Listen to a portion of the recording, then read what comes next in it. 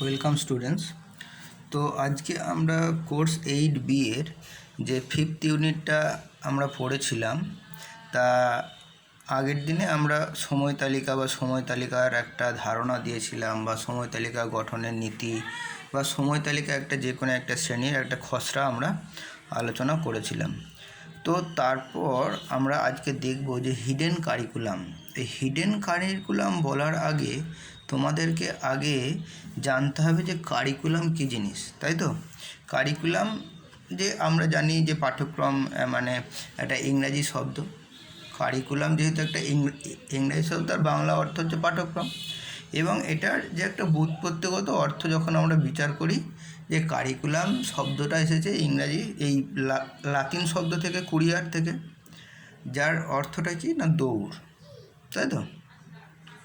অতএব এই ইংরাজি কারিকুলাম শব্দটার অর্থটা কী দাঁড়ালো না বিশেষ লক্ষ্যে পৌঁছানোর জন্য দৌড়ের একটা পথ।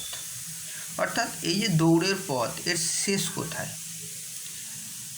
এর শেষ হচ্ছে শিক্ষার লক্ষ্য যতক্ষণ না পূরণ হচ্ছে, সেই লক্ষ্যটা পৌঁছানোর পরেই এই হচ্ছে দৌড়ের পথ। পথটা কি না, এই পথটা হলো না পাঠ্য বিষয়কেন্দ্রিক যে অভিজ্ঞতা অর্জন করা, মানে নানা বিষয়ে প্রশিক্ষণ দিয়ে, শিক্ষামূলক কর্মসূচির মধ্য দিয়ে শিক্ষক কী করে না শিক্ষার্থীকে তার লক্ষ্যে পৌঁছাতে সাহায্য করে।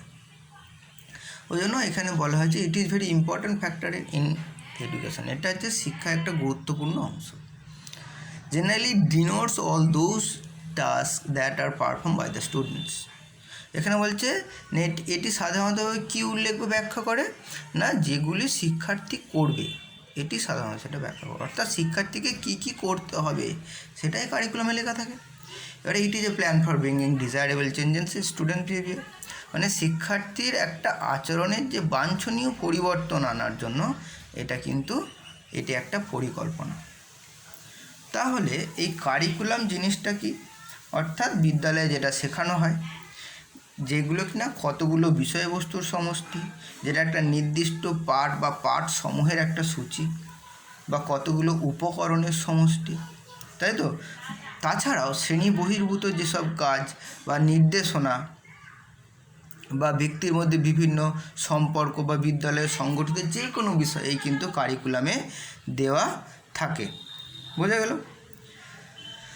তো এরপর আমরা কারিকুলামের একটা মানে ডেফিনেশন থেকে বুঝতে পারবো যে কানিংহাম কী বলেছিলেন। Curriculum is a tool in the hands of curriculum is a tool in the hands of the আর্টিস্টটাকে এখানে না টিচার, টু মোল্ড হিজ মেটেরিয়ালটা এখানে কে না পিপলস বা students, according to his ideas.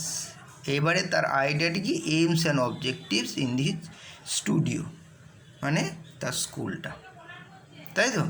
তাহলে the material is highly self active and respond consciously, এখানে কানিংহাম বলেছেন।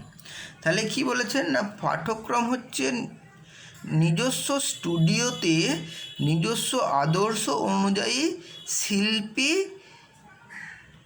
অধীন বিষয়কে গড়ে তোলার একটা যন্ত্র।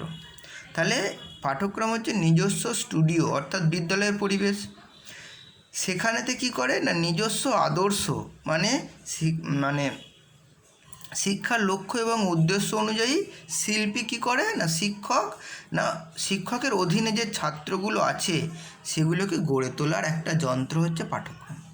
সুন্দর এখানে তিনি ব্যাখ্যা করেছেন। এবারে তাবা কী বলেছেন না curriculum is A plan for learning, মানে শিক্ষণের একটা পরিকল্পনা।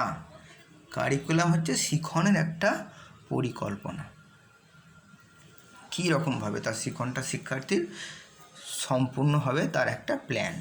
বোঝা গেল? তো এরপরে আমরা যে কারিকুলামের যে ভাগগুলো আছে পাঠ্যক্রম, আমরা জানি যে একটা হচ্ছে লুক্কায়িত পাঠ্যক্রম, একটা লিখিত পাঠ্যক্রম। লুক্কায়িত পাঠ্যক্রমকে যেটাকে আমরা অব্যক্ত পাঠ্যক্রম বলি, বা যেটা হিডেন কারিকুলাম, তাই তো, মানে যেটা লিখিত পাঠ্যক্রম নয়। ব্যক্ত পাঠ্যক্রম বা লিখিত পাঠ্যক্রম আর একটা ভাগ। এখানে বলছে যে লিখিত পাঠ্যক্রমের আবার কতগুলো ভাগ আছে। বিষয়ভিত্তিক পাঠ্যক্রম, কর্মকেন্দ্রিক পাঠ্যক্রম, অভিজ্ঞতা ভিত্তিক, কেন্দ্রীয় ভিত্তিক, অবিচ্ছিন্ন ভিত্তিক, জীবনকেন্দ্রিক পাঠ্যক্রম। তাহলে এইগুলো হচ্ছে ছাড়া আর একটা যে পাঠ্যক্রমের ভাগ আছে সেটা হচ্ছে হিডেন কারিকুলাম। এই হিডেন কারিকুলামটা কী জিনিস এবারে সেটা আমরা জানবো। লিখিত পাঠ্যক্রম সম্পর্কে তোমরা এই পেপারেরই কোর্স ইউনিট 1-এ তোমরা কিন্তু জেনেছো। এবার আমরা জানবো যে হিডেন কারিকুলাম জিনিসটা কী। না, এই হিডেন কারিকুলাম যেটা সেটা হচ্ছে কয়েন বাই ফিলিপ জ্যাকসন। মানে এই হিডেন কারিকুলামের যে শব্দটা কে বলেছেন, না এই কথাটি আবিষ্কৃত করেছেন হচ্ছে ফিলিপ জ্যাকসন। এই জ্যাকসন প্রভাবিত হয়েছিলেন ফরাসি দার্শনিক ইমাইল ডার্কহুইমের চিন্তাধারা থেকে। জ্যাকসন আবিষ্কার করেছেন যে অব্যক্ত অর্থাৎ হিডেন এবং অপঠিত বা অর্থাৎ আনস্টাডিড পাঠ্যক্রমের 90% কি শ্রেণীকক্ষ নির্দেশ দ্বারাই গঠিত হয়। সেজন্য এই হিডেন কারিকুলামকে একটা বাধ্যতামূলক নির্দেশদান সংক্রান্ত পাঠ্যক্রমও বলা যেতে পারে, তাই তো। এখানে এই হিডেন কারিকুলামেতে কি না শিক্ষার্থীর আচার ব্যবহার, শিক্ষার্থীর রীতিনীতি, সৌজন্যবোধ, দায়িত্বজ্ঞান, কর্মনিষ্ঠা, বাধ্যতা, নিয়মানুবর্তিতা, শিক্ষার প্রতি যে সদর্থক মনোভাব ইত্যাদি, এইটা হচ্ছে এই হিডেন কারিকুলামের কিন্তু অন্তর্গত। মানে এগুলো কিন্তু পুস্তকে প্রিন্টেড আকারে কিন্তু মানে দেওয়া থাকে না। এগুলো কি না যে বিদ্যালয়ে দৈনন্দিন পরিচালনা এবং পাঠ্যক্রম পরিচালনা সহজেই কি শিক্ষার্থীদের মধ্যে সেটা স্প্রেড করে যায়। এই পাঠ্যক্রমে এগুলি হচ্ছে অব্যক্ত অংশ, মানে যেগুলো বলা হয় না, তাই তো। এইখানে কি বলা হয়েছে, the process that involve the transmission of norms and values as well as a body of socially approved knowledge. মানে এটা এমন একটি প্রক্রিয়া যেটি নিয়ম এবং মূল্যবোধের সাথে সমাজ স্বীকৃত জ্ঞানের স্থানান্তর ঘটায়। তাহলে এই হিডেন কারিকুলাম কি না, এটা হচ্ছে কি না নিয়ম এবং মূল্যবোধের সাথে সাথে এটা সমাজ স্বীকৃত জ্ঞানের এটাও কিন্তু স্থানান্তর ঘটায়। People learn things that are not actually taught in the formal curriculum. মানে প্রথাগত পাঠ্যক্রমে প্রকৃতপক্ষে যেটা পড়ানো হয় না, শিক্ষার্থী এখানে কিন্তু সেটাই শেখে, তাই তো। এখানে পিউপিল হবে না, এখানে পিউপিল হবে, PUPIL, পিউপিল হবে। এবারে a term use to describe the unwritten rules and expectation of behaviour that we all seem to know but were never taught. এখানে বলছে যে আমাদের যেটা কাঙ্ক্ষিত আচরণ, যেটা আমরা সবাই কিন্তু ভাবি জানি, কিন্তু আমরা সেগুলো শিখি না, সেই অলিখিত নিয়মগুলিকেই এই হিডেন কারিকুলামে ব্যাখ্যা করা হয়। বোঝা গেল। তাহলে হিডেন কারিকুলাম জিনিসটা কি না, আমি আগেই বললাম যে হিডেন কারিকুলাম হচ্ছে শিক্ষার্থীর অলিখিত বিষয় কোনগুলো, আচার ব্যবহার, রীতিনীতি কেমন হবে, তার দায়িত্ববোধ কেমন হবে, তার কাজের প্রতি নিষ্ঠা কেমন হবে, তাই তো, তার নিয়মানুবর্তিতা, তার মূল্যবোধ, তাই তো, শিক্ষার্থীর মানে শিক্ষার প্রতি যে একটা অ্যাটেনশান সেটা কিভাবে গড়ে উঠবে, সেগুলো কিন্তু কোথাও লিখিতভাবে দেওয়া থাকে না। এইগুলো কিন্তু এই হিডেন কারিকুলাম জিনিসটা এইখানেতে কিন্তু দেওয়া থাকে। মানে এটা কিভাবে গঠিত হয়, যে শিক্ষালয়টা অর্থাৎ বিদ্যালয়ে যে দৈনন্দিন কার্য পরিচালনা বা পাঠ পরিচালনার মাধ্যমেই সেটা অটোমেটিক্যালি বিদ্যার্থীদের মধ্যে এটা সঞ্চারিত করা যায়। এরপরে আমরা যেটা জানবো implication of hidden curriculum.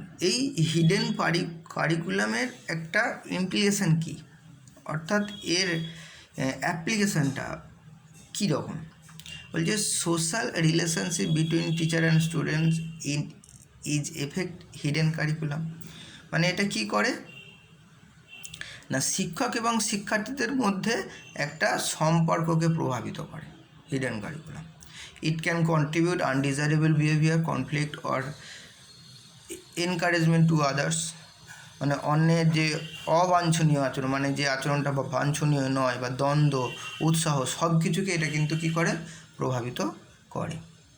Hidden curriculum practices are transmitted to students intentionally or unintentionally। মানে এটা ইচ্ছাকৃত অথবা অনিচ্ছাকৃতভাবে কী করে না, শিক্ষার্থীদের এই অব্যক্ত পাঠক্রম অভ্যাসের একটা স্থানান্তর ঘটায়, তাই তো। তাহলে এই হিডেন কারিকুলামে একটা শ্রেণীকক্ষে এই শিক্ষকের একটা ভূমিকা অবশ্যই থাকে, তাই তো। শ্রেণীকক্ষে বিভিন্ন শিক্ষক একই বিষয়কে বিভিন্ন রীতিতে বিভিন্ন ক্ষেত্রে বেশি প্রাধান্য দিয়ে পড়াতে পারেন। ইতিহাসের ক্ষেত্রে কেউ শ্রম ব্যবস্থাপনা দ্বন্দ্বের উপর জোর দিতে পারেন, কেউ ইতিহাসের বীর নায়কদের বীরত্ব গাথার উপর যে প্রাধান্য দিয়ে পড়াতে পারেন, কেউ বা তাদের দুর্বলতার ক্ষেত্রগুলিকে বেশি চিহ্নিত করেন, তাই তো। এই একই সঙ্গে জড়িয়ে থাকে যে কে কীরকম উৎসাহের সঙ্গে সে বিষয়গুলো কিন্তু পড়াচ্ছেন। কোনো শিক্ষক ছাত্রদের কোনো বিষয়ের আগ্রহী করাতে তার পশ্চার, গেস্টার বা ভয়েস ভেরিয়েশান এগুলো পরিবর্তন করে তাদের বিষয়টিকে আকর্ষণ জাগাতে পারে, তাই তো। আবার এই বিষয় অন্য কোনো শিক্ষক মানে বোরিংভাবে পড়াতে পারে, নিরসভাবে উপস্থাপন করতে পারে শিক্ষার্থীদের কাছে। এক্ষেত্রে তাদের মানে নন ভার্বাল যে বিহেভিয়ার, সে যেমন ধরো আই কন্ট্যাক্ট, হ্যান্ড জেস্চার, হ্যাঁ, বা কোনো কিছুতে মাথা নাড়া, এইগুলো তিনি ব্যবহারই কিন্তু করেন না। শিক্ষার্থীগণ এই লুক্কায়িত পাঠ্যক্রমের বিষয়গুলো বিদ্যালয়ে থাকাকালীন অর্জন করতে পারে। বোঝা গেল? তো আজকে আমরা জানলাম কি না, কারিকুলাম কী জিনিস, কারিকুলামের একটা ভাগের মধ্যেই যে হিডেন কারিকুলাম পড়ছে, এই হিডেন কারিকুলাম জিনিসটা কী এবং হিডেন কারিকুলামের ইমপ্লিকেশানটাই বা কী। ঠিক আছে, ব্যাপারটা অতটা খুব একটা বেশি নেই। এরপরে দিনে আমরা যেটা জানবো সেটা হচ্ছে critical analysis of text books, আরও জানবো টিচার্স হ্যান্ডবুক কী জিনিস বা চিলড্রেন্স লিটারেচার বা কী জিনিস। ধন্যবাদ।